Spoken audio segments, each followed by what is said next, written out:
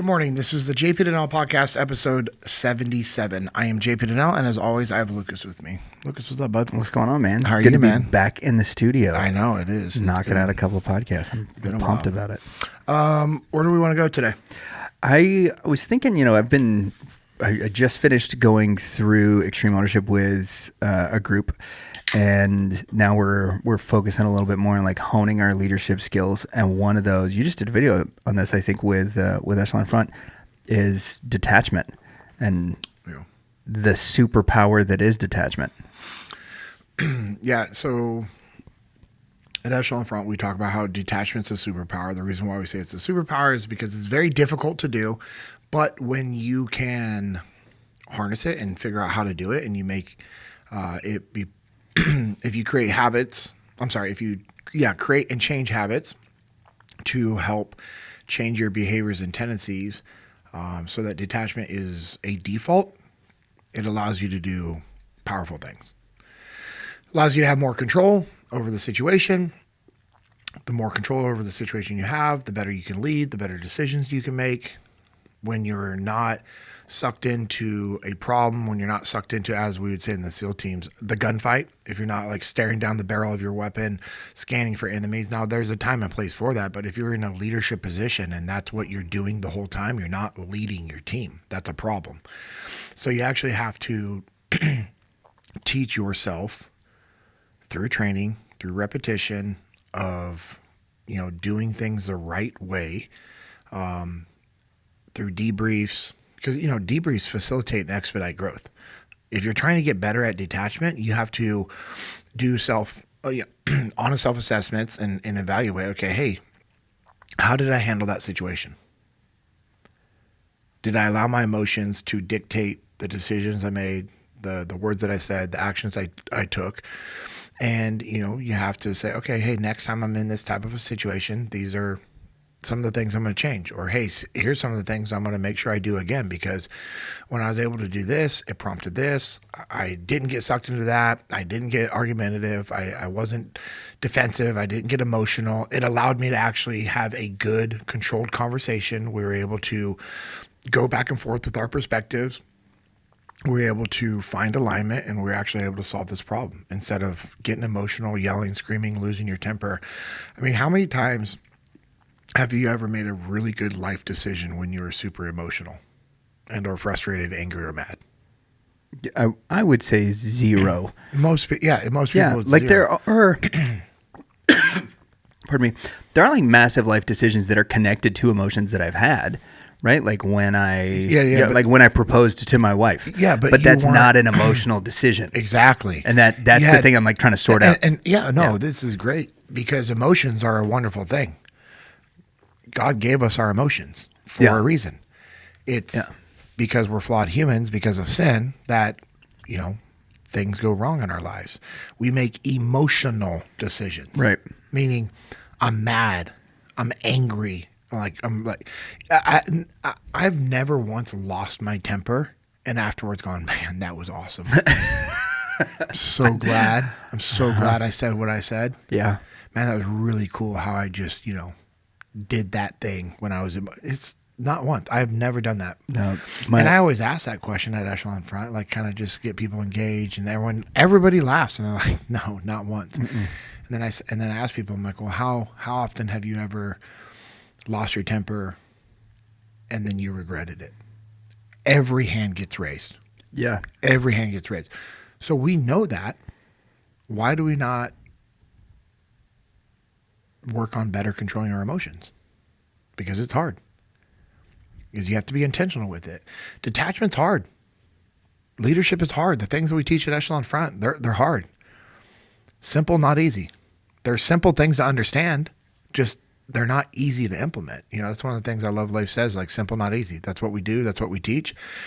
Detachment, simple, makes sense. I'm saying, hey, Lucas, you need to be in control of your emotions. You need to detach from that situation, step back, take a breath, take in the information so you can respond in a logical manner. I say that to you, and you're going to receive that how? Like, yeah, that makes sense. Yeah. Now do it. No, that's a different story. That's a different story. Yeah. That's why, in the SEAL teams, we would have to teach guys to detach physically from shooting their weapons and also physically from, making emotional decisions and all these things. And it's one of those situations that we had in the SEAL teams. I'm sorry, I don't think situation is the right phrase or word. The situation we had in the SEAL teams was awesome because we were heavily focused on training. That's what we do. We train so we can go execute at a high level. We can go do those things. And we understood the power of training, the power of detachment, the power of debriefs, the power of, stepping back, looking at things from a big picture, the decision-making matrix that you have to work through.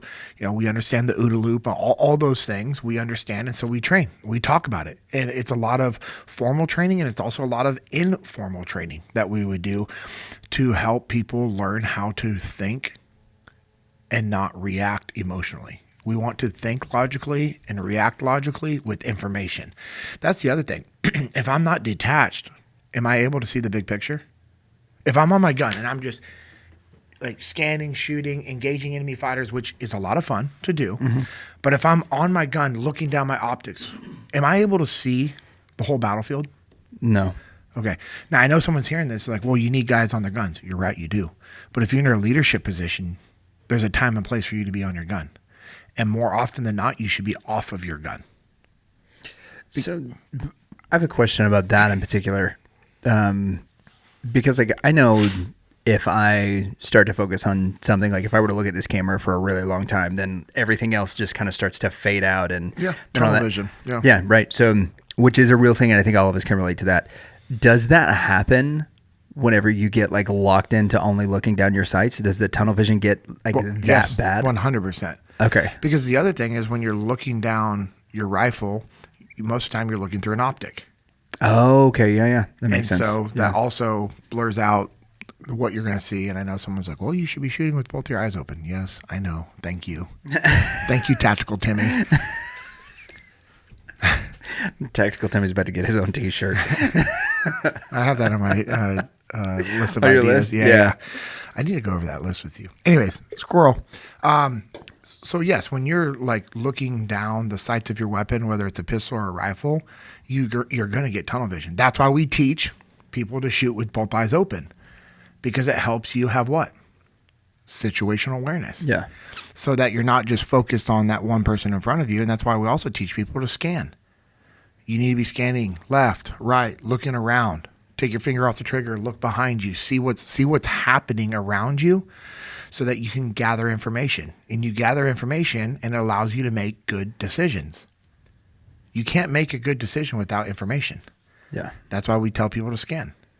And we would reiterate that all the time in training, whether it was just pistol training, rifle training, CQC, which is close quarters combat training. Some people call it CQB, close quarter battle, whatever. It doesn't matter what you call it. Urban warfare training, land warfare training, MAROPS, all the things. Hey, having situational awareness is critical to you being successful at doing that job. And that's why you have to detach, because I lack situational awareness when I'm emotional and sucked in and I'm not detached. That's why detachment is a superpower. It lets you see all those things. And think about it, as a sniper, I was effective as a sniper, whether I was down at the street level or up on a rooftop. But how much more effective do you think I was as a sniper, providing overwatch and the ability to see things happen around me when I was on a rooftop versus down at the street level? Oh, you should have been like much more effective, right? Because you got a better view of everything. Exactly. Yeah. Exactly.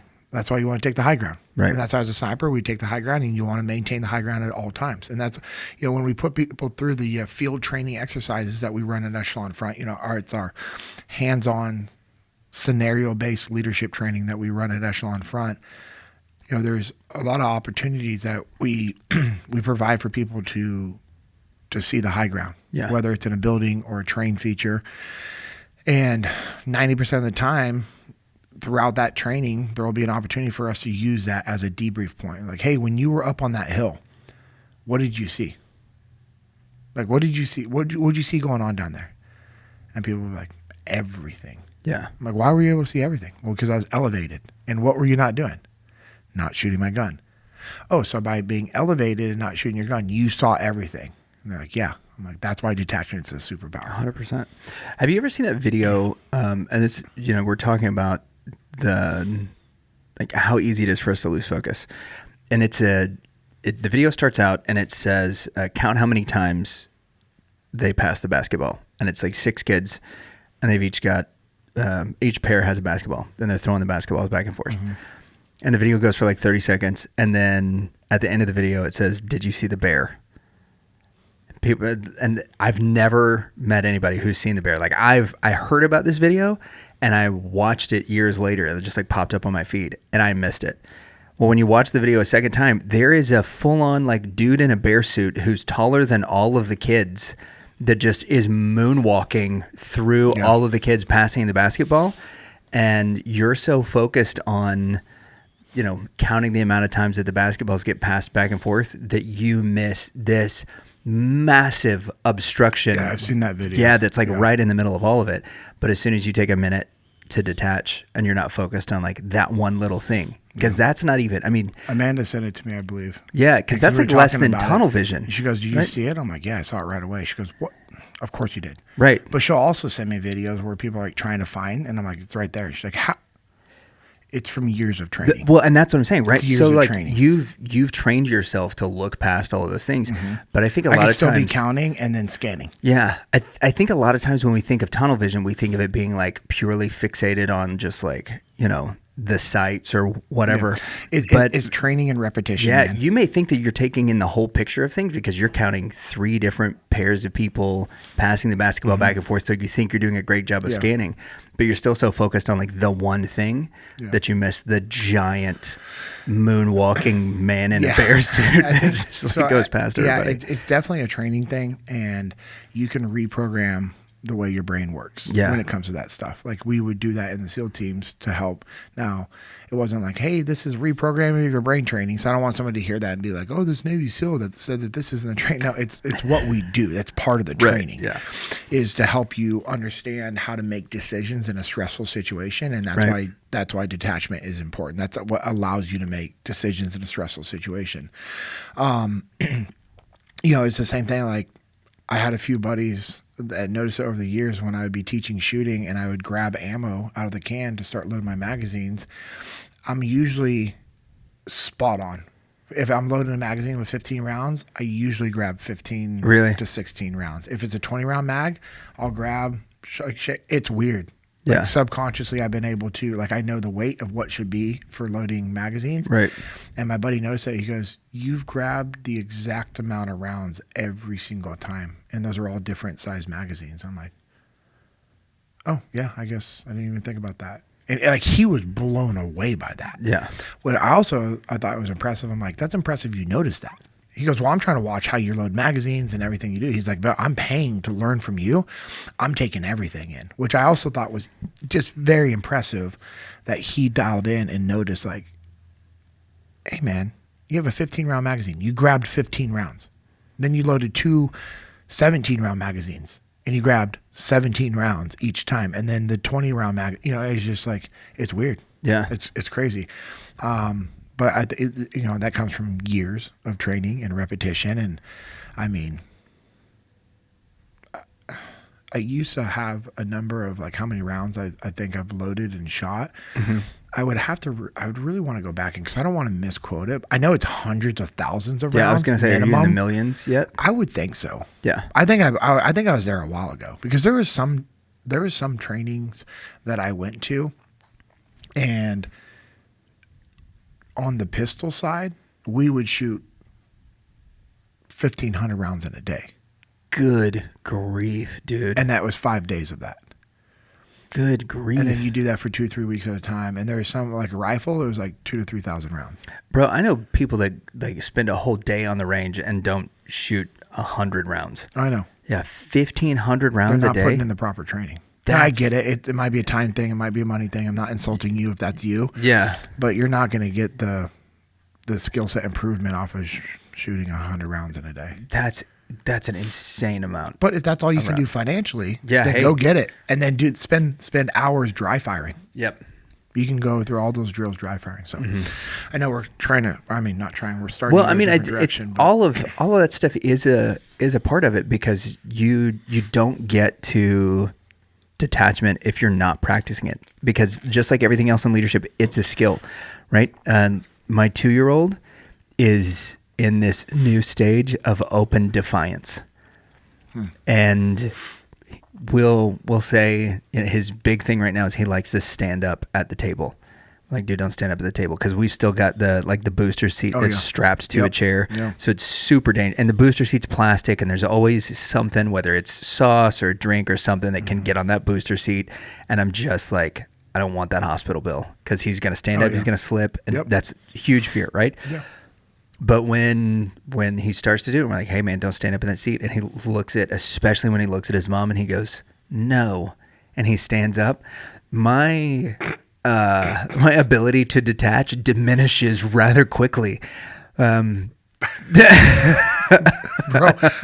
I'm hearing you say this story. Yeah. And I'm like, no, you don't. Yeah. You don't. You don't get to talk to. No, you don't get to talk to my wife that way. Exactly. And it's like, not your even mom anymore. It's my wife yes, now. Even at 2 years old, that's how I'm already thinking and approaching it that way. But if that's healthy. Well, if I raise my voice at my 2-year-old, the likelihood that I get a net positive result is pretty low. Yeah, that's low. Like, if anything, if my emotions get the best of me in that situation, which now went from like a 2 because I'm happy to have dinner with the family to an 11 because he, said no to his mom, that if I react out of that, the likelihood that I raise my voice pretty high. But that in doing that I scare him, and now because he's scared, because he's not used to that, that now that increases the risk of him moving or slipping and creating an incident. And then beyond that, like, what's that going to do to my relationship with my kid? Like, he doesn't need to get used to dad yelling at him, because then whenever I really need to get his attention, when he's doing something unsafe, like when he's running off the sidewalk into a parking lot at Shields, and I have to yell at him. Now's the time to be like, now hey. Now that's it, because he'll stop dead in his tracks and he'll get a little teary-eyed. But you know what? He won't be a bad Frogger level, right? Like, he's not going to be squished on the sidewalk. But at the same time, I'm also not continually, putting his stress levels at that height where, like, dad's yelling at him. And so now the entire household dynamic and stuff has changed. So those are the little moments where we can practice detachment. We say, hey, you know what? He's 2. He doesn't understand all this dynamic. This is developmental. And then it's the deep breath. Yeah. And one of the things that's really come out good of all this is, like, now we're teaching that to him. Yeah. That when his 10-month-old brother gets within about 10 feet of him and he's playing with something, he's like, he's coming to get me. He's coming to get me. I'm like, okay, buddy, take a deep breath. Yeah. Look around. Hey. Right? You got space. Are you faster on your feet, or is he faster crawling? Oh, I'm faster. I got my fast shoes on. Yeah. Okay. Then take your toys and move around. And so now, like, when Scotty's coming towards Levi, like, we'll just say detach, and he'll go, I'm safe. And he looks around and he goes, I'm going to move over there. Cool. And that's it. Like, all we have to say is detach, and he'll take a deep breath. Funny. He'll look around, and then he'll make a decision, because this is, like I said, this is a skill set, man. And you can, and I'm telling you, you can teach it to anybody, because we are actively teaching it to our 2-year-old. Yeah. For these kinds of things. Yeah. And then, when he's detached and he's able to not be stressed out, he can process and realize, like, oh, that's my little brother. I should play with him. Yeah. And then, I'm hoping that day is coming soon.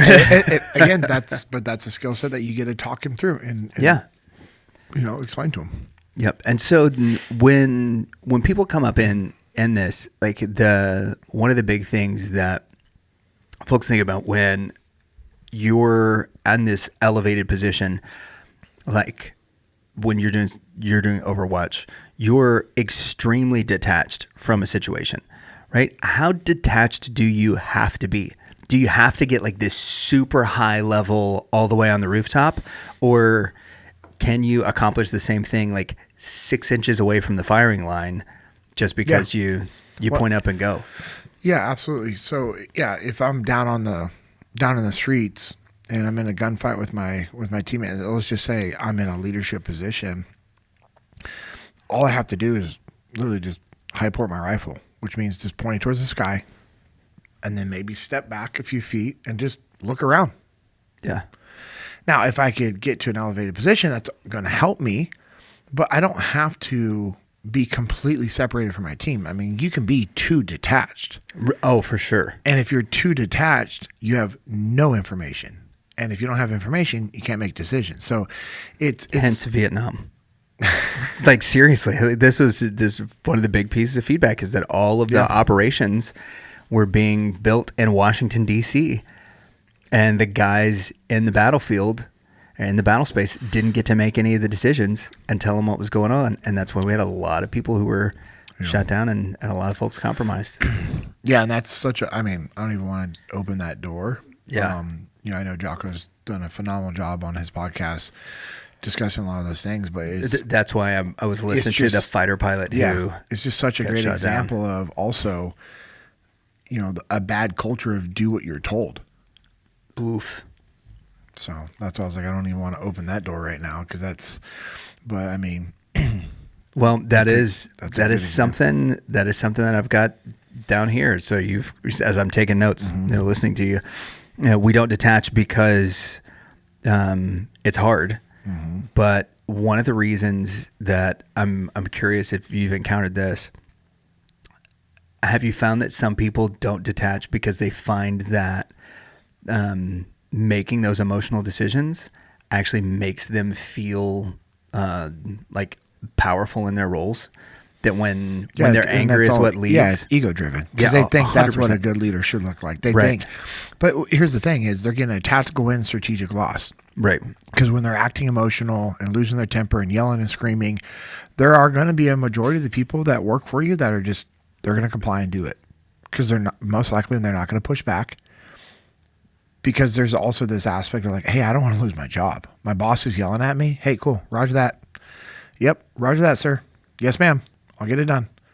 Because you have a wife and 2 kids that you need to go home to.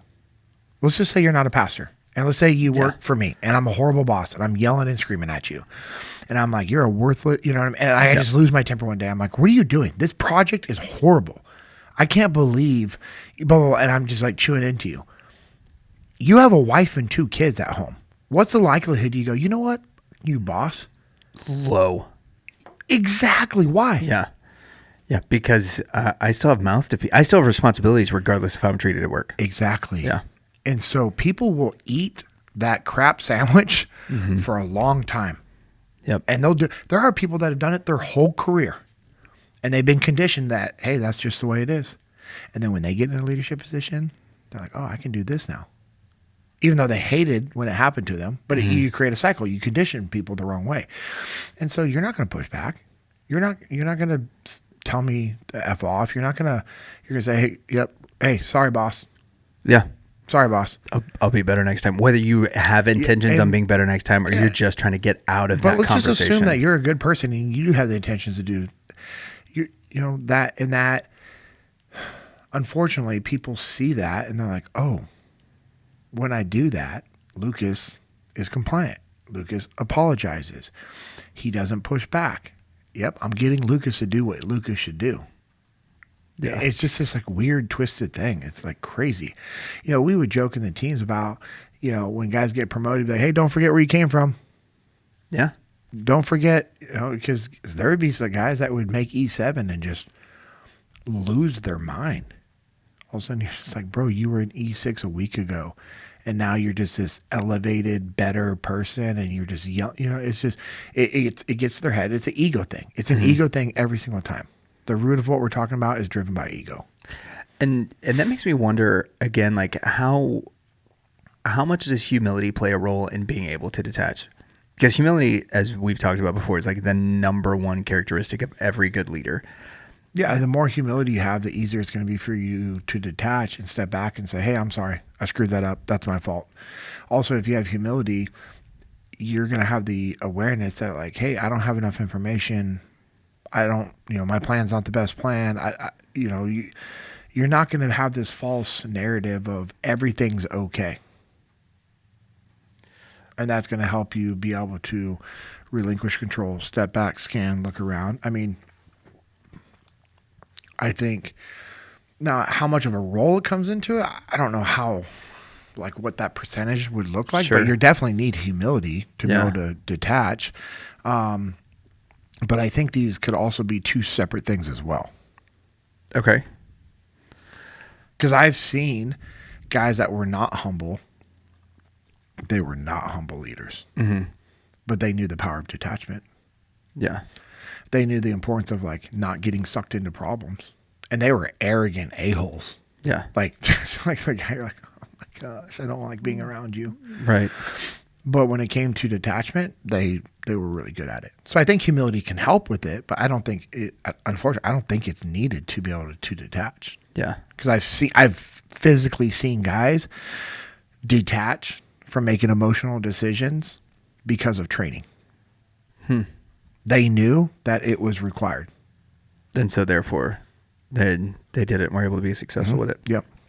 That makes sense.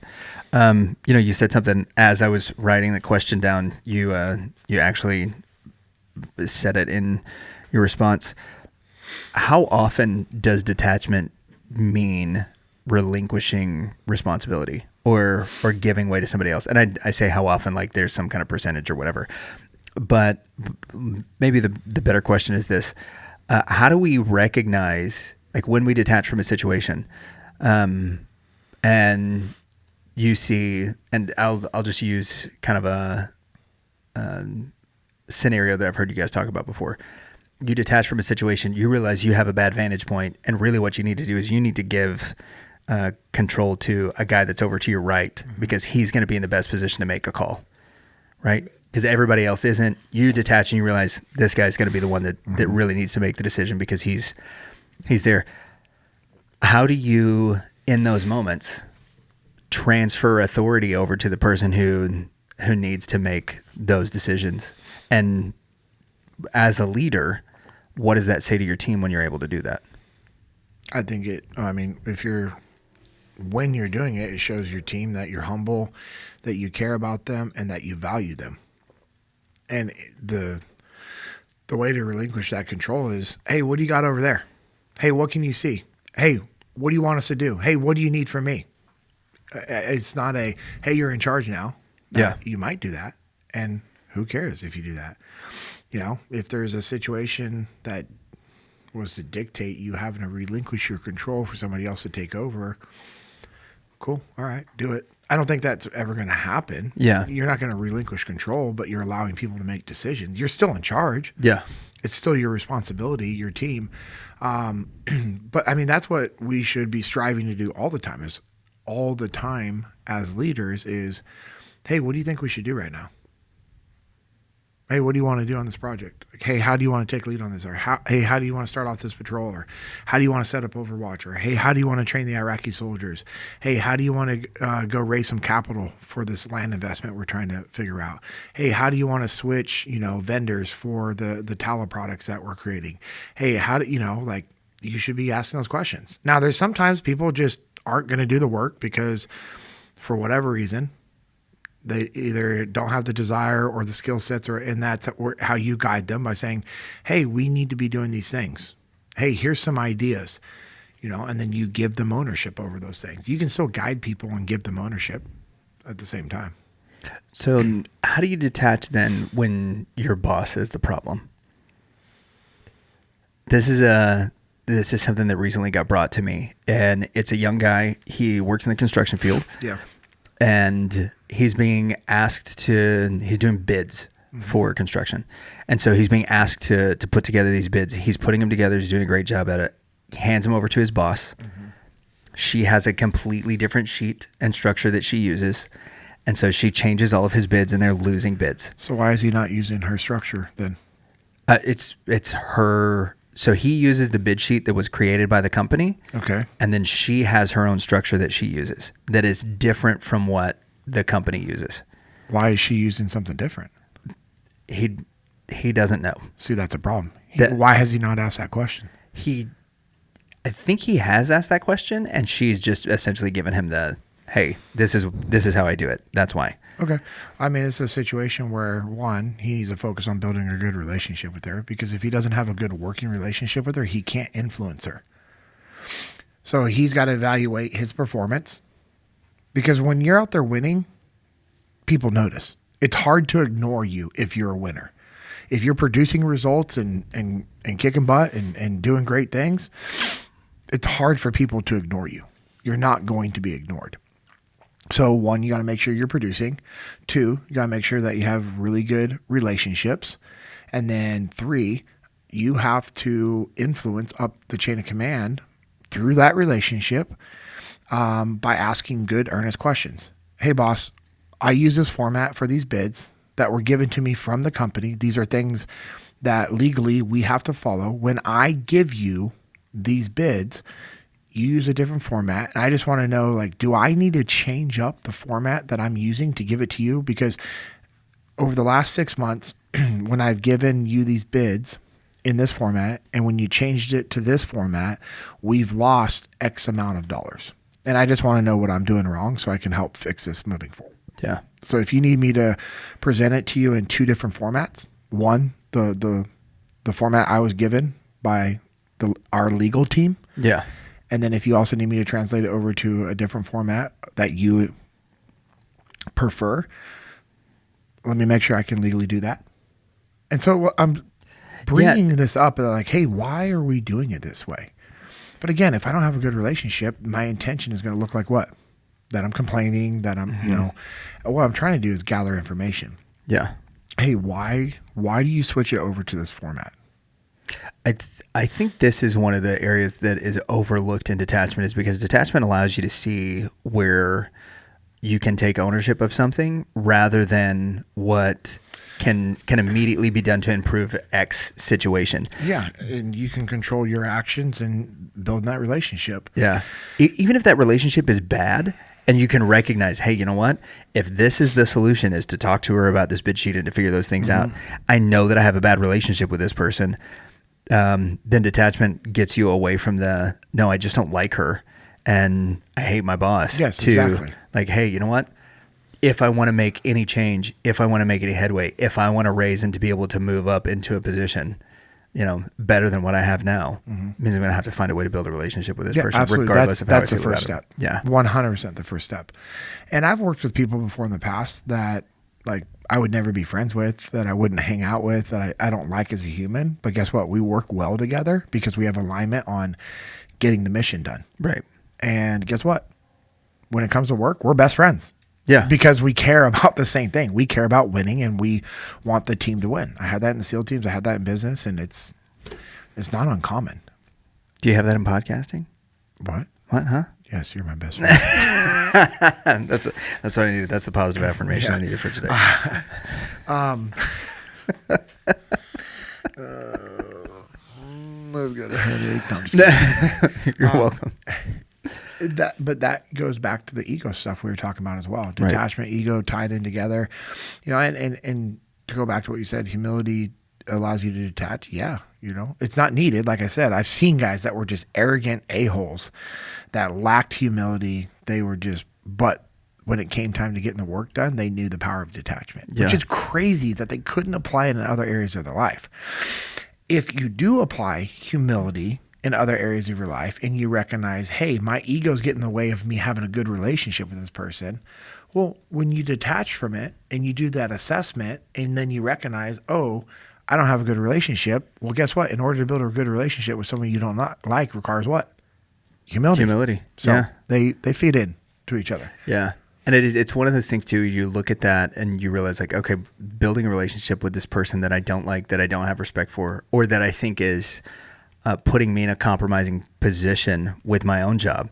Because this is one of the things here is, like, his boss's boss is like, hey, how come you're not winning any bids? Why aren't you doing this? And he's like, well, she's changing stuff. And so, one of the ways he's reacted is he's got a file of, like, his bids that he submitted to her and the way that she changed them, so that when that day comes, that he's able to bring it and be like, no, she's the problem, instead of taking that step. And I understand that there's a little bit of, like, hey, you got to protect yourself. But if you're going to go that route, it's so much easier. But if you're and so much better for the company. Yes, that's what I was going to say. And your life. But here's the thing. If you're just collecting files to protect yourself in the future, that means you plan on things going bad. Yeah. Why do you want to lose?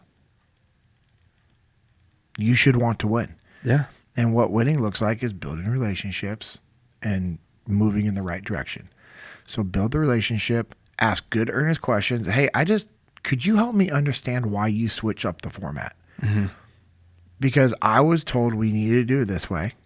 You want it this way, which is fine. I just don't understand why. And I want to be able to best support you.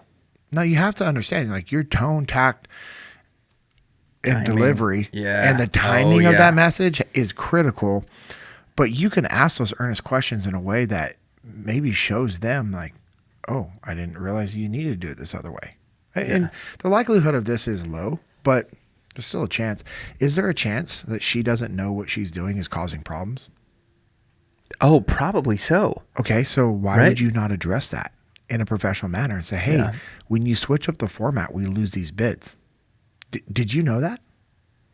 Hey, boss, I am willing to bet a lot. This is how I would do it. Right. If I had just a somewhat decent relationship. Well, and that's I would bring step a little one. bit. I would bring a little humor into it, and I would say, "Hey, boss, I'm willing to bet a large amount of money that, and then I'm going to open up the door to like having a fun conversation. Like, however I want to address it. Like, hey, I'm willing to bet you didn't recognize that this was going on. The intent behind it is, hey, that they want you to win. So structure that however you want. Now, we use a framework for having hard conversations, and that's how I would do it. I would use a framework, but I would customize it and make it my own conversation to make sure that we have alignment and that they understand that I'm not attacking them. That's why I was saying, like, I start off with a joke, like, hey, I'm willing to bet a large amount I did this with a buddy one time. I was like, bro, I'm willing to bet a large amount of money. You don't understand that when you do this, it causes this to happen. He's like, what are you talking about? I said, hey, when you do this, it has this negative impact over here. And by the way you're looking at me, I realize you didn't know. And so I just opened up. It was like, because again, it's my friend. We had a good relationship, and I was making them understand, like, I'm not attacking them. I'm not saying, hey, you idiot, you're doing this, it's causing this. Because I know my friend wasn't wanting to cause problems. Yeah. There's zero chance that they wanted to cause the problems in this other group. But I was like, hey, when you do this, it causes this to happen, man. I'm sorry I didn't bring it up to you sooner. I just want you to know, when you do this, it causes this over here. I know that's not your intent. You weren't doing that on purpose. Hey, moving forward, just some things to think about. Right. And you know what my buddy said? Thank you. I'm sorry. I didn't realize that. Yeah. But again, what was the base that we had between the two of us? A good relationship. And that's one of those things that, like, if you go in, because, we've talked about the things a relationship is built on, right? So you got trust, listen, respect, influence, care, right? The 5 keys. If you roll in with trust or you roll in with care, then you can really kind of slip underneath the door to get some of those other parts done and taken care of. And you show somebody you trust them by giving them trust. Yeah. You show them that if you want, hey, you show somebody that you trust them by giving them trust. You don't say, hey, I trust you. No. You actually give them trust. And then that's how you earn that trust. Yeah. You show people that you care about them. And so when you go to your leadership and bring up this problem and say, hey, could you help me? Could you help me out? Yeah. And they're going to say, well, yeah, what's going on? Hey, so the last couple of years, we've been using this format that was directed to us from HR and legal to use for bids. Yeah. When I give you these bids, you switch it over to this format, and we've lost bids because of this. Now, I know you're not intentionally changing things up for us to lose bids. Yeah. I'm just trying to understand why you use this format so that I can honestly best support you.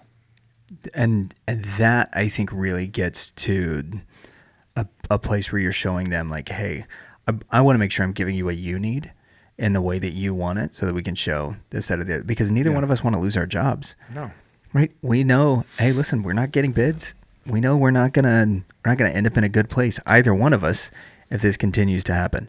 Right? Do you mind, and just that simple, do you mind sitting down with me and looking at these things and let's figure this out? I need your help. Yeah. When you say I need your help, it changes people's posture. Because when I come up to you, Lucas, and I say, hey, I need your help, is there any intention behind that? Actually here, like that there's an attack against you when I say, hey, Lucas, I need your help? No. What's the intent? To get help. And when you ask for help, do you have to humble yourself? Absolutely. Okay. So if I'm showing humility, does it change the way you look at me? Yes. Okay. There it is. Yeah. Is asking people for help changes their posture towards how they receive what you're going to communicate to them. And all of this goes back to detachment because you don't recognize that the relationship is the problem when you're focused on the fact that you're not getting the bids.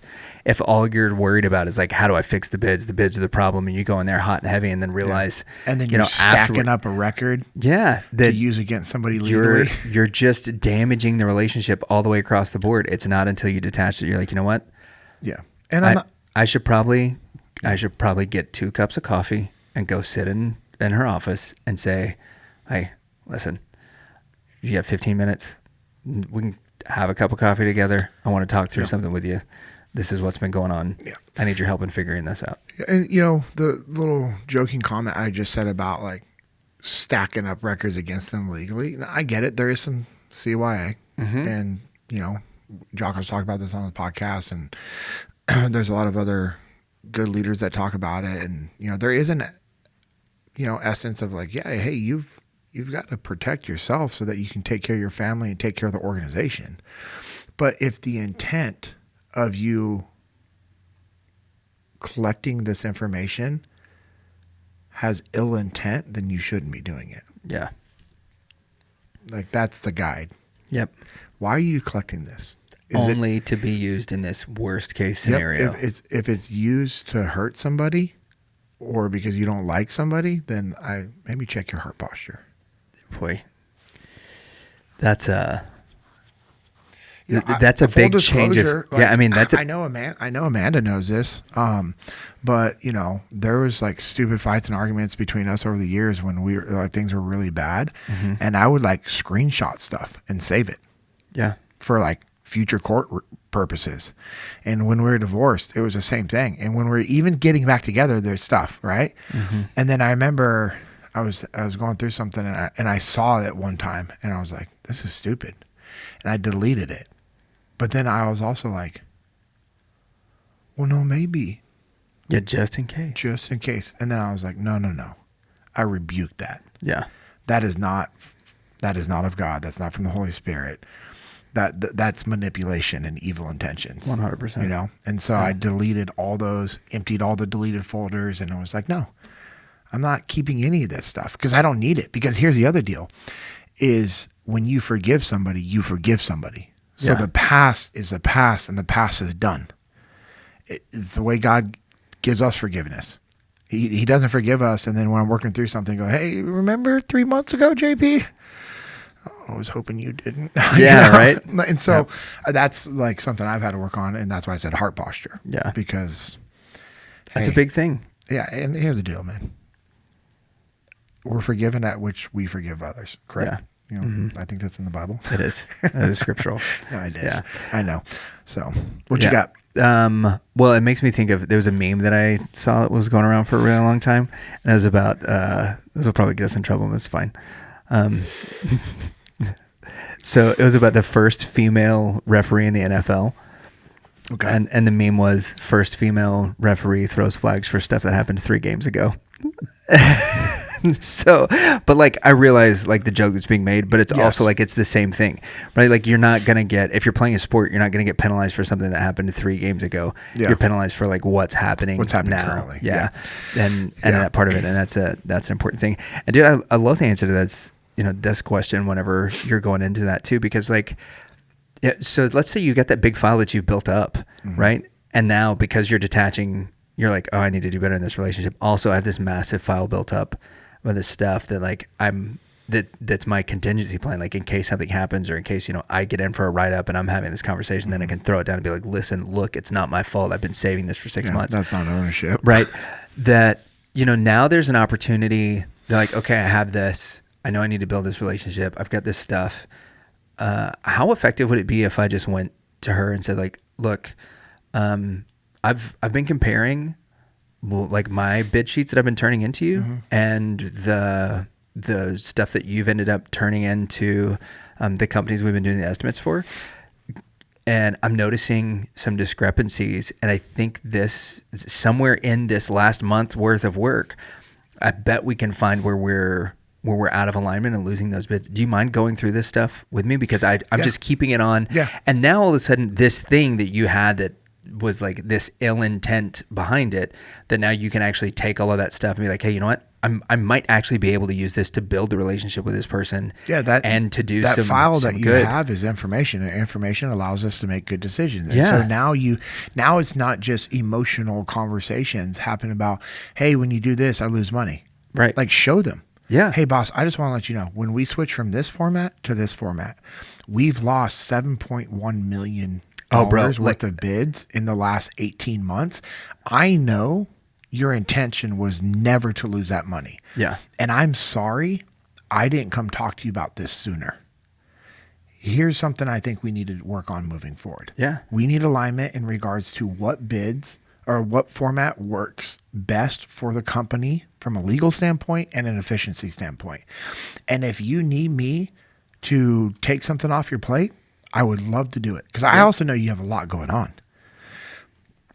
I just use a framework for having a hard conversation. Yeah. Identify the problem, explain the consequences, took ownership, provide a solution. Yep.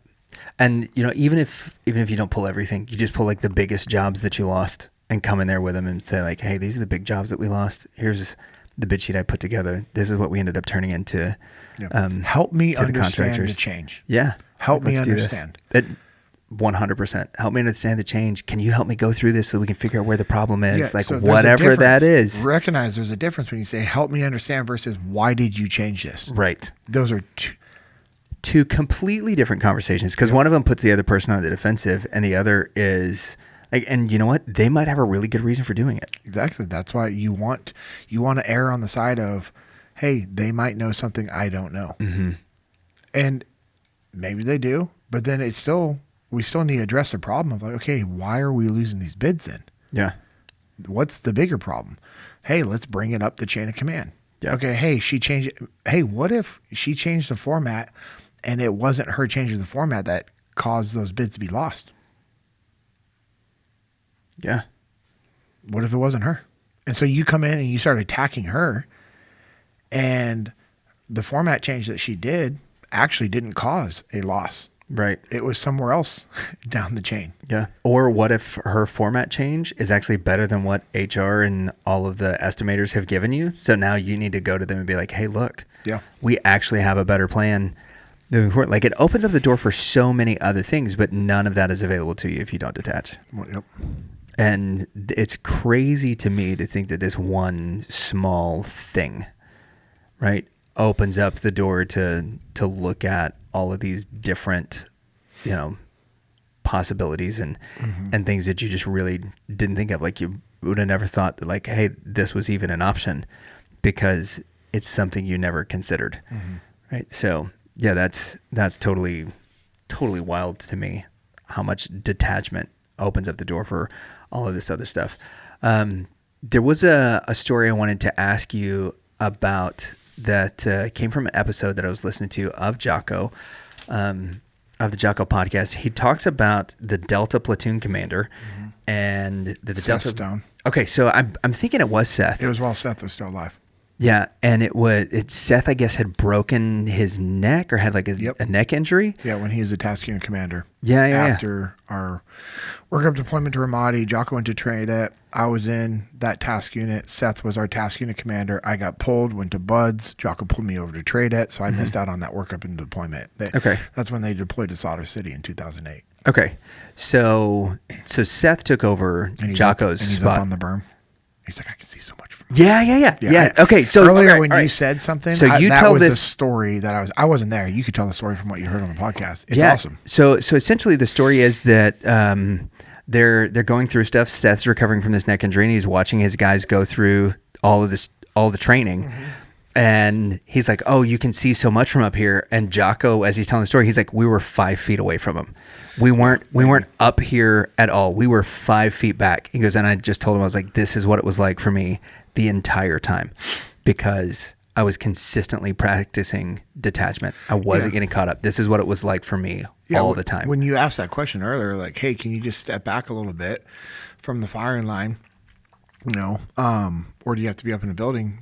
I literally visualized how I've always visualized Jocko telling that story. Oh yeah.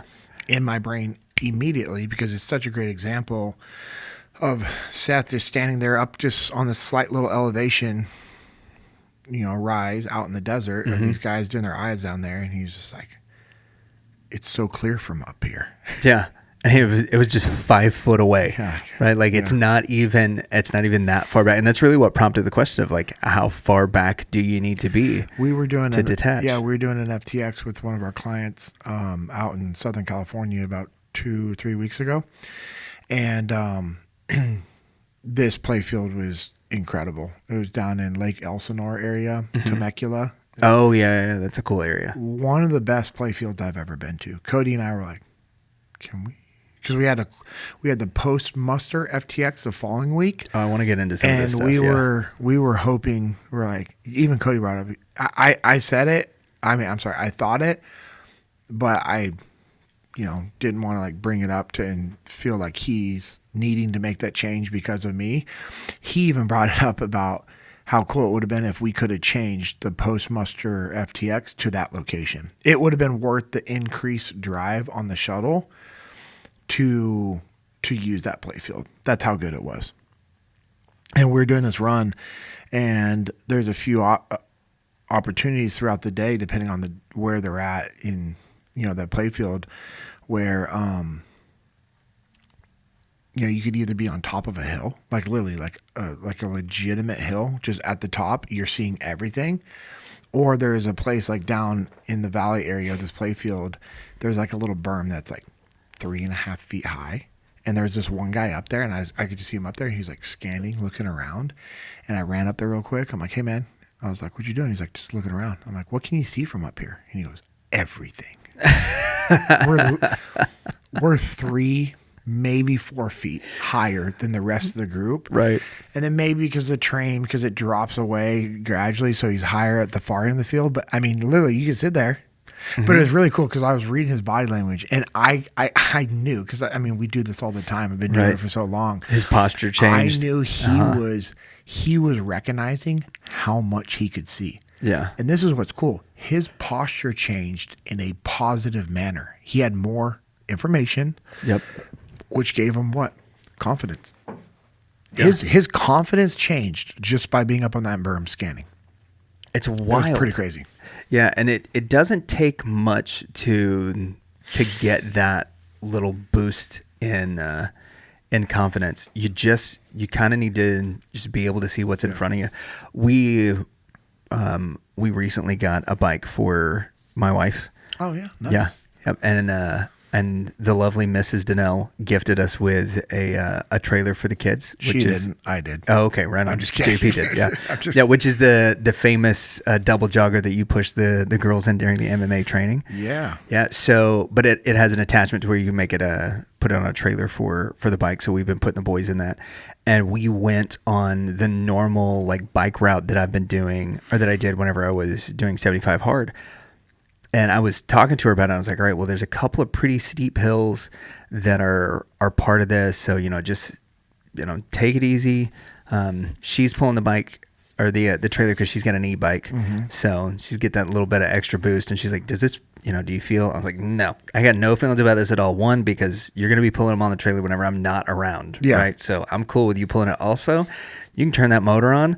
I got no ego attached with if people see you and me riding next to each other and you got the trailer. Nah. Yeah. Who cares? cares? I know what's happening. Yeah. Right.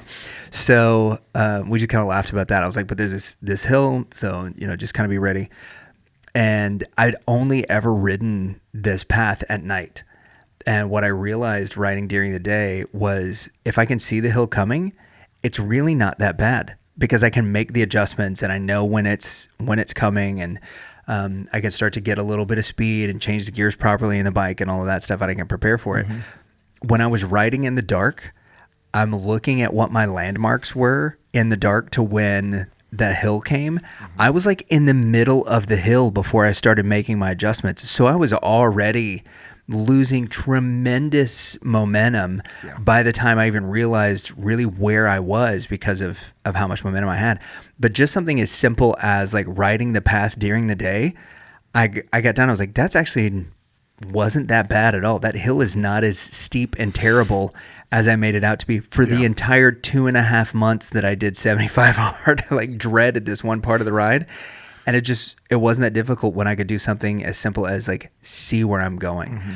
And so there is a certain amount of like, whether it's daylight that helps out, whether it's a 3-foot elevation or whatever, whether you're on a rooftop, just a little bit of detachment to where you can see things in a different way is super, super, super helpful. We have a question from the interwebs if you want to get to one of those. Yeah. So, you know what? Let me read it because I don't want to. It's on Instagrams, and I'm also gonna do this trick. I found out you can turn the volume down on Instagram because I'll oftentimes open up the old Instagrams and it'll immediately play whatever video is the first one that pops up. Rarely is that audio that. That's why you just got to close out the app, dog. Yeah. Where is it? Here we go. How do I get better buy-in from my team that schedule is important? Often when I'm in meetings, I hear things like, we can't say when a project will be done because we don't know what the customer is going to say when we show them the draft. Or, well, this is a longer term project, so it's going to take longer than we had expected if we track how long we've been working on it. Yeah, people don't understand why that schedule is important. Okay. So it's a simple, realizing it's as simple as realizing you need to do a better job communicating to your team why a schedule is important so that you can communicate to your leadership and or you guys can plan, budget, do whatever, right? There are reasons in that organization why the scheduling is important. His team doesn't understand. You said him, right? It's not a... This is this person. Land Speed Racer. Okay, cool. On Instagram. Him. Him. This humanoid. His team doesn't understand the importance of the time frame and the schedule and sticking to a schedule. And so what you have to do as a leader is understand, other than, hey, it's important. Oh, okay, yep, got it, boss. Why is it important? So when you can communicate to your people why it's important, that they can have an estimated schedule, an understanding of what types of things can change and how it affects the schedule, the importance of the schedule, how it benefits them, then people are going to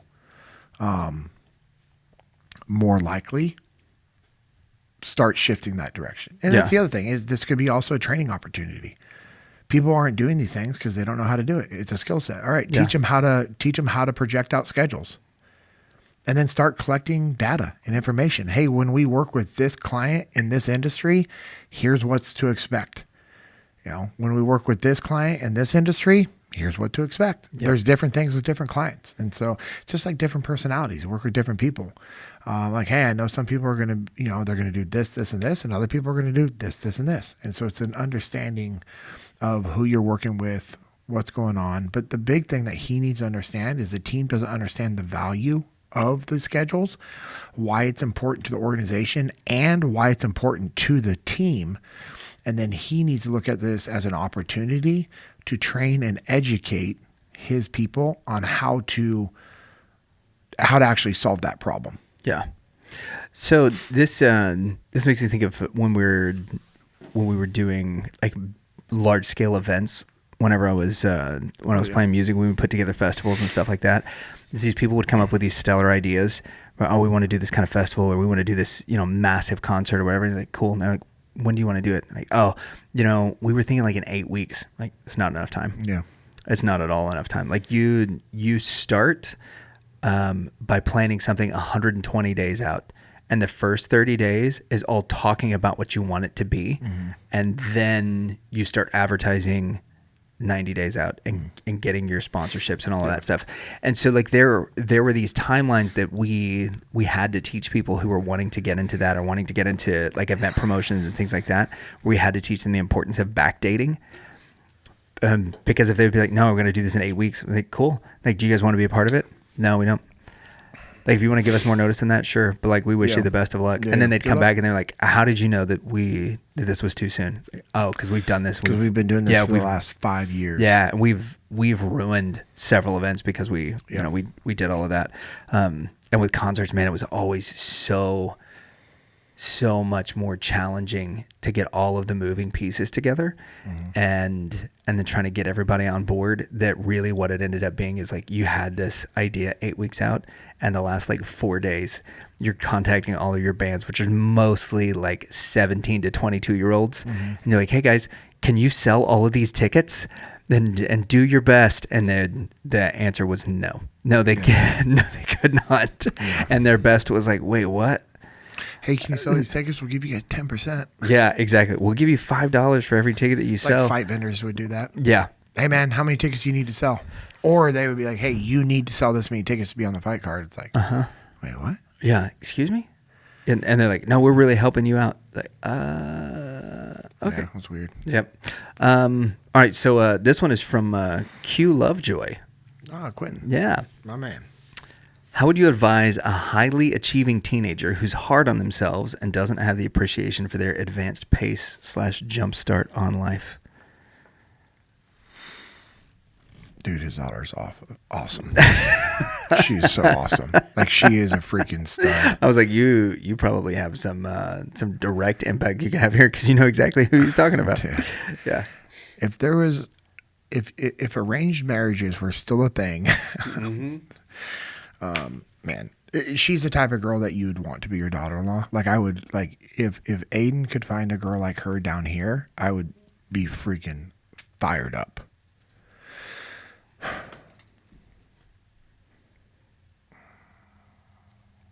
I'm trying to think, like, this is something you have to approach like cautiously, because his daughter is still in this developmental phase. Read the question again. I want to make sure I'm like in tune with this one. Answering it properly. Yeah. So how do you help an overachieving teenager who's very hard on themselves and does not appreciate their advanced pace / jumpstart on life? Yeah, they don't appreciate it because they don't understand it truly. Yeah. And so the thing that you have to think about, Quentin, as a father is, one, congratulations. You and your wife, you guys are a great example to your daughter through your marriage, through your work ethic of, your wife is a great example to her of how she should act as a godly woman when she grows up. You're a great example to your daughter of what she should look for in a man. So one, dude, you guys are doing a good job. Two, your daughter doesn't fully understand how good she has it yet. She understands, but she doesn't really understand. It's like when my girls were talking when we went to Maine, and we flew into New York so that we could drive through a few states to get up to Maine. And I took them through the bad areas of New York. Yeah, some rough places in to NYC. show them. Yeah. They were like, "Wait, people live there?" I'm like, "Yep." Hundreds of people do. Yeah, they could not fathom that because they've never seen it. Yeah. Like you see it on movies, but you're like, wait, that's real? Yeah, people live in these environments and situations. And so part of it is you having opportunity to educate your daughter on just the advantages she has in life because of all the work you and your wife have put into. Also, the advantages your daughter has in life because of the work she's put in. She has put in some legit work. And, just find stories that you can share with her that allow her to see how good she has it, the perspectives, and then also give her a little bit of patience, give her a little bit of grace, and understand that as she gets older, she's going to recognize these things. Yeah. And that's the best way you can do it. You can share stories and give her examples to where she receives that herself. And then also just allow life to do its thing.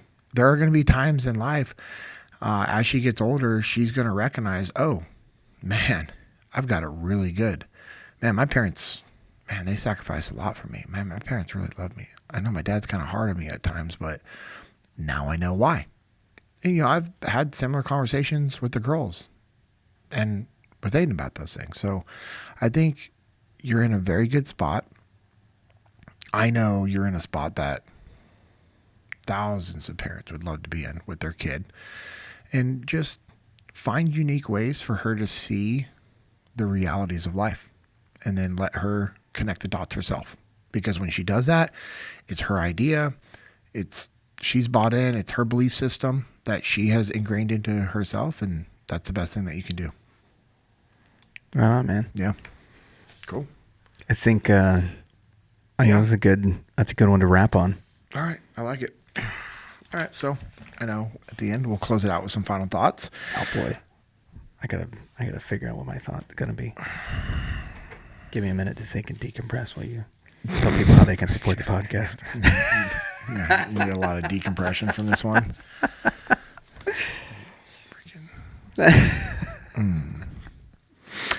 All right. While Lucas is decompressing from this hard episode, just want to thank you guys for all the support each of you have given us by listening, sharing, subscribing, and commenting. Make sure you're subscribed to us on YouTube so you can be notified when our different YouTube exclusive episodes come out, and also different content that I'm going to probably start be uploading per the direction of some other people. And check out our YouTube shorts. We're putting up shorts from a lot of our previous guests. We just had a big dump from our episode with Randy Roselle, which has got some fun stuff in there, and had some stuff from our Jonathan and our podcast with Jonathan and Ann, and we got some that's about to come out with Joe Reyna. Oh, nice. Yeah, we got some of Joe Reyna's stuff. I was just about with to them get dumped this week. Yeah, Joe's such a stud. Yeah, I know. We need to schedule his get part 2 of Joe Reyna. Let's go on here. So, if you want to follow us on social media, I am at JP Dinnell. That's at JPDINNELL. Lucas is at Lucas Pinkard. That's at LUCASPINCKARD. Make sure you're also following Echelon Front on social media. We are at Echelon Front. To learn more about what we do at Echelon Front, go to echelonfront.com and click on events to see the upcoming events that we have. We have the muster coming up in San Antonio in April. Yeah. And also post-muster FTX. For the San Antonio. Yep. Every Rad. one of the musters this year, we're going to be able to do a post-muster FTX. So that post-muster FTX is a one-day FTX that is only available to muster attendees. So now it's like, cool, 2 days of the muster with Jocko and Leif. Let's go apply it real time. Nice. Let's go right now. So it's pretty cool. Also have the women's assembly coming up. We also have another FTX coming up in September here in the Dallas-Fort Worth area. And then there is the individual Orlando FTXs muster. Oh, really? We're going to be in Orlando again. Good for them. Are you going to go to Disney? No. Check it out? Nope. You're not going to ride the teacups? Nope. So also, when you go to echelonfront.com, you can check out some of the merchandise we have on the website. Yeah. Good way to support Echelon Front. And, I mean, let's be real. You just look better wearing that different swag. And they get the sweat activated aftermath shirts. Yeah. Those are fun. Those are good. Yep. Always like. It's a good metric. If Have I you don't put in the work? If I don't activate it, I just take my hand on the sink and get a little wet so that whenever I get home, Kirsten's like, oh, look at you. I believe you, actually. If you'd like to work with us at Echelon Front, you can also request that through echelonfront.com. You can always send me a direct message and I'll help facilitate that as well. Make sure you check out Extreme Ownership Academy. You can join our live leadership training sessions that we have once a week. And also we have a bunch of different training modules that you're able to go through. The community on EOA is pretty awesome. It is, yeah. You will, if you are on the Echelon Front Academy, you will see some former JP Dinnell guests on there. Mm-hmm. You'll see Jonathan and Ann are there every Monday. Father Stokes in there. You might actually catch Mr. Q Lovejoy, whose question we answered at the end. Quentin's there almost every time. Quentin's there pretty often. So that's cool. It's a fun way to stay involved, and you'll get to see a lot of the instructors that we've talked to because they all do pretty rad stuff. Yeah. Check out Jesus and Jiu-Jitsu _USA on Instagram. It's a ministry that I'm a part of. We have a podcast that have episodes come out every Tuesday. We are doing events about once every 4 to 6 weeks at different gyms. Our next one is going to be up in Boise, Idaho on Saturday, April 12th. Yep. Formiga is going to be going up there giving a seminar. That's going to be awesome. Pretty cool. You know, we start off with a free jiu-jitsu seminar, and then someone shares their testimony, and then we open it up for some open mat and some good training. So it's freaking awesome. Yeah. Check out Little Cattle Co. Get that beef. Yeah, dog. LittleCattle.co. Oh, yeah. Texas Beef Company I'm a partner of. We've paused the beef sales. We still have beef for sale on the website, but the actual beef sales side of the business, we've placed a pause on that right now, working through some logistics and just restructuring some stuff. You still got some beef sticks, yeah? Oh, no, we are keeping beef sticks and beef tallow products. That's what I'm talking about. Yeah. And beef sticks are so good. Offering the different beef tallow products, which include a body butter, tallow cream, lip balm, and those beef sticks, jalapeno flavor. That was, okay, so I was skeptical. I hear this often, and I like where we're going with it. But I really enjoyed it because it's not, some beef companies feel like whenever they put a little bit of spice in it, that they need to punish their customers for buying the spicy beef stick. But there are some people that want that. Yeah. And it's important to have levels. Jalapeno flavor when you're just like, I'm dying. Yeah. Jalapenos are not like murder peppers. Yeah. That's it. And so it is. It's a little bit of that sweet heat that you're used to getting from jalapenos. I love it. It's nice. Cool. Yeah. If you want to be a wholesaler for the beef sticks and or beef tallow products, which you can, so if you have a shop or a little business or a storefront. Or your gym owner. Yeah. Gym owner. I mean, think about 100% get that protein right afterwards. A few different boxes on your counter that takes up a little bit of space, the increased value for revenue. It's awesome. So and you're serving the community because they need that protein right after they work out. Let's go. You got to get it. Yep. If you want to be a wholesaler for any of those things, please send an email to Amanda Little. So it's Amanda at littlecattle.co. Also partner of an apparel printing company called On the Path Printing. On Instagram, we are at On the Path Printing. Send us a message over there. Josh and I can work through any of the apparel printing needs that you guys have. Leif, Jocko, and I have a company called Bruiser Arms. Check us out on Instagram. We are at Bruiser Arms. Still waiting on my prototypes. I know. Yeah. Just for storage. Been talking with Vortex Optics this last week. Yeah. And also, shout out to Vortex Optics for some of the stuff that they've done to help our veterans. I know in particular, the stuff that they. Yes. If I remember right from a few months ago, you knew somebody whose optic got messed up for some reason, and then you shouted out to Vortex, like, "Hey, I got this thing," and they just hooked him up. Vortex has a lifetime warranty no matter what. Yeah. So they have a lifetime warranty. You don't need a receipt. Super cool. So you drive over your optic in the driveway, send it back, boom, we're going to fix it. I reached out to him because there was a veteran that I knew that was asking about some optics it would just be a nice gift to this person as they were working through some stuff. And I was just talking with my buddy who's the president of Vortex Optics, and he's like, I just need a name and address. I'm like, okay, cool. Yeah. Bro. Hooked him up, huh? That's an understatement. That's pretty awesome. It completely just made this guy. I don't want to say day because that's an understatement. I don't want to be dramatic and be like, made his year, but I think it was close to making his year, man. Yeah. Because the box that he got, he was just completely blown away by that. That's super cool. And you know what's cool is my buddy who's the president didn't ask for him to post and tag on social media. Didn't ask for me to make a post, nothing. We were just talking, what I was going to try to do is just get him like just a optic. And because my buddy told me, he's like, hey bro, if you want, just let me know. Like I can help. If he's like, if you have a veteran that needs like an optic, or if you're at the shooting range and you know somebody that likes like the setup that you have, like take it off your gun, give it to them. I'll send you a new one. I'm like, okay.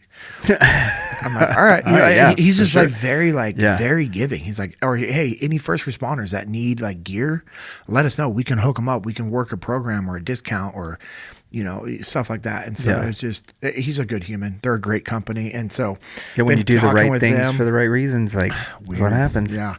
They have some cool stuff coming out. And so we've been talking about that this last week. We was talking with Leif about some of the Bruiser arm stuff, and we're getting ready to get a bunch of different Vortex stuff set up on some different. We need to figure out what the discount for the NCCs are through Vortex. Yeah, that could be a thing. Vortex coupon code NCC. I know they do that for FTX attendees. So if you attend a muster or an FTX, you get a one-time discount code of like 20 or 25%, maybe 30, I think. It's crazy. That's wild.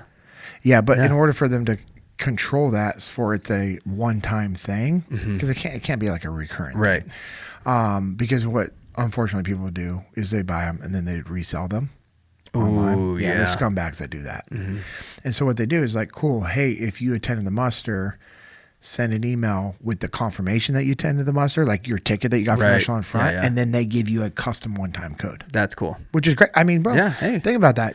Even if I think this is a little bit of extra legwork, but you know what? Pretty cool. Okay, but when you're getting a 20% discount on, let's say you're a long-range shooter and you want one of their high $1,000 optics. Yeah. I'm not a mathematician, but that's a pretty good. You just saved $1,500. It's worth it to go through a little extra. Yeah. So, if you want to see some of the different options that we can help you with Bruiser Arms, send us a message. If you want us to create a custom training program for you or a group of your friends, send us a message. I can help facilitate with whatever is needed to move forward. Also want to thank Origin and Jocko Fuel for all the support they have provided over the years. The relationship I've been able to build with Origin and Jocko Fuel has been absolutely incredible. I'm very proud of everything that they have done. So if you want to get some of the absolute best jiu-jitsu gear and the best regular clothes and the best American-made hunt line, all their stuff is 100% American-made jiu-jitsu gear.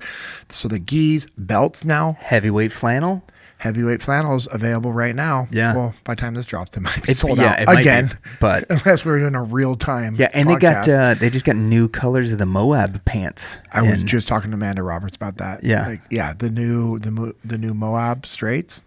Yep, they look good. Let's go, dog. And shout out to our boy Dennis, who's up there holding things down. And every now and then he makes it into one of the Origin videos. Yeah, he did the video that helped me figure out what size belt I needed. Oh, nice. I don't know if you'll believe this or not. I'm not an A2 long, just regular A2 for the belt, and it fits wonderfully. When one of these years I'm going to get it on the mat. Hold on. Yeah, you go say ahead. A2 long for the belt? Yeah. Why would they have a long version of the belt? In case you had a little extra belly. But then that would just be an A3. No. So the gi. There's a gap. There's a gap between on the belts. Yeah. There's like one that's like 110 inches, and then one that's like 114 inches, and then like the A3 is like a 116, and then they've got an A3 long. So I should have got. I didn't know that. So I should have gotten like a mid A2 long on my purple belt. Maybe because I got an A3 and it's a little longer. Yeah. Than I like, but it's like whatever. It's an Origin Jiu-Jitsu belt. It's awesome. Yeah. So they've got some mid sizes that kind of hit like right in between the typical belt sizes. I missed that video. That would have been important. I was confused. I'm like, wait. Super good. Like, hey, bro, I think you're confusing the gi sizes. Like A2 long is like what Aiden wears. Oh yeah, because he's tall. He's very tall. Yeah. I also am not an A2 long on the gi size. Big shocker. Yeah. If mine was an A2L, it would be for Leprechaun. That's what it would be for. Okay, cool. So if you want to check out some of the best American-made jiu-jitsu gear, also the regular clothes, their hunt line, everything's 100% made in America. Go to originusa.com. Also, make sure you go to jockofuel.com to get some of those hydrates, the Discipline Goes. Man, the joint warfare is a game changer. I just ran I out. can feel. It made me so sad. Yesterday was my last day. You should have texted me. I should have. I actually have an extra at the house. I still got my krill oil though, so I'm Yeah. still loose. Yeah, I can feel when I forget to take the joint warfare. It's a real thing. So I'll find out tomorrow. tomorrow's going to be nice. I'll text you tomorrow. No, I don't know. I might wait a couple days to see you, just to hear the pain in your voice.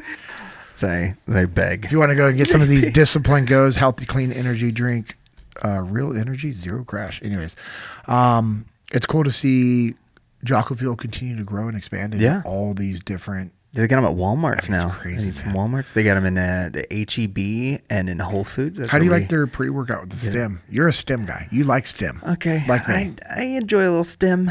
And I will say the research that has come out this week, there's 2 Jocko Fuel things that I'm really stoked about because of recent research that came out. Number 1, 200 to 300 milligrams of caffeine per day, which is a moderate consumption of caffeine, actually helps prevent heart disease and diabetes. So a study that was published yesterday so get ready. But I think that it's ridiculous that they think 200 to 300 milligrams of caffeine is a moderate amount. That's cute. That's breakfast. So, but apparently over 1,000 is like not good for you, which means I probably need to scale back. Debatable. I mean, that's debatable. The Now, other- if you do 900 all at once, Yeah. I have a story about that. Okay. We'll We're not save gonna that for share it. episode I don't know if we 078. wanna share- maybe. It was pretty bad. Yeah. So there's that, which is really cool because the high stem Jocko Fuel keeps you under that. You could do the pre-workout and then also later in the day have yourself a nice cup of coffee or some Jocko white tea if you want to do that. The other thing that just came out, so Jocko's got the creatine packets now. Yep. And there was a bit of research that just came out that said for women in particular, it's the very first long-term study on the effects of creatine in women just dropped 2 weeks ago. And 5 milligrams of creatine, 5 grams of creatine, just a regular serving size per day for women like sort of in that puberty range and up, so like 13 and up, helps with hormone regulation, helps with mood, and it helps with assimilation of proteins. That all the way across the board, one of the most significant increases that they've seen in women's health came from 1 serving of creatine a day. So whether you can get those creatine packets, you can take them, drop them right in, or if you look at the Jocko creatine and you look at that bucket and you're like, wow, it's $40 for Jocko creatine. I can go get down the road and get creatine for $14. The Jocko creatine, You get what you pay for with creatine. First off, you get what you pay for with creatine, so that's an important thing. But second, the Jocko creatine, 90 servings, not 30. So you're actually saving money in the long run. Big difference. Yep. Oh, those little details. Yeah, it's pretty important to check out the serving size, and they do that because it adds value. Putting a little bit extra in there actually means that you get a little bit more than what you paid for. So I like it. Pretty cool stuff. Yeah, big shocker. Origin and Jocko Fuel adding more value. I wasn't surprised. Yeah, neither was I. But I was happy. I was happy to see it. Yeah, I like their creatine. It's awesome. Also, there's... It's not gritty either. No, it's not like that. Super. It literally dissolves into everything. No issue. Have you ever done like the dry? Oh yeah. Bro, yeah, we talked about this. Okay, so I like dry scoop my creatine. You can't dry scoop every creatine. Okay, you can. It's not advisable. You can to dry scoop However, every creatine. enjoyable and doing things are 2 different things. Yeah. I dry scoop the Jocko Fuel. There's been a few times because there's also this would be fun maybe on the next episode or 2. Just do a whole video series of us dry scooping stuff. No. Okay. No, that was not okay, where I was sorry. going. To actually find the research on the effects that creatine has when you're sleep deprived. Oh man, Because that was another thing. My buddy rest. told me about this, and he is he's an engineer. He's a train conductor. Rad. Yeah. And I've always wanted exhausted. to meet a train conductor. Yeah, he was exhausted. Yeah. And he took he had these creatine gummies, and they were like 6 grams per. So he took 4 of them at once. Nice. Because he had read some research about that, how that helps. He's like, bro, I was good to go. Yeah. And so when I was at Pursuit, a few pursuits ago serving, on the serve team, you don't get a lot of sleep. That's what I've heard. And so me and one of my buddies, Blaze, who was there as well serving, I told him about that. He's like, bro, I'm down. Let's do it. He's from Australia. The dude's awesome. Yep. Just incredible. All in. Just incredible human. And so what I did is I took a mouthful of honey and 3 scoops of creatine and then a little bit of water, mixed it up, swallowed it, was good to go. Yeah, because you want that little bit of sugar to help it activate. Yep. Yeah. So instead of doing 4 to 5 scoops, because I was like, cool, I'll just boost it up. I'm like, no, I want it to be throughout the day. Yeah. So I would do that twice a day. And normally when you're at pursuit, 7 energy drinks a day to get through that on the serve team, because you want to be dialed, you want to be disciplined. There's lack of sleep, all these things are going on. I was drinking 1 to 2. Wow. Night and day difference. Well, and what creatine does is it helps deliver hydration to your body on a cellular level so that your cells run more efficiently. And it's amazing how those things happen. Yeah. Yep. So those are our closing thoughts. Yeah. Consume more creatine. Yep. Not to just get jacked, but to get better. Yeah. Yeah. And it would be interesting because I know a lot of people are concerned about taking creatine because, like, especially females, about gaining weight. Oh, yeah, the water weight. Water bloat and all that stuff. Yeah. So this was something that was covered in the study. A clean creatine monohydrate will only increase shape and size of muscle bellies. It will not distend or bloat with water weight. If you're starting to feel like you're getting water weight, it means that you're not using a good creatine. You need to switch brands. Nice. Stick with Jocko Fuel, and you will have clean creatine. Yep. Go to jockofuel.com. Yep. Boom. Check it out. All right. Appreciate you guys. Tell them JP Dinnell sent you. There's no... Yeah, you know what there is? There's a place that you can put, how did you hear about it? Just pop in the comments, and you can click other.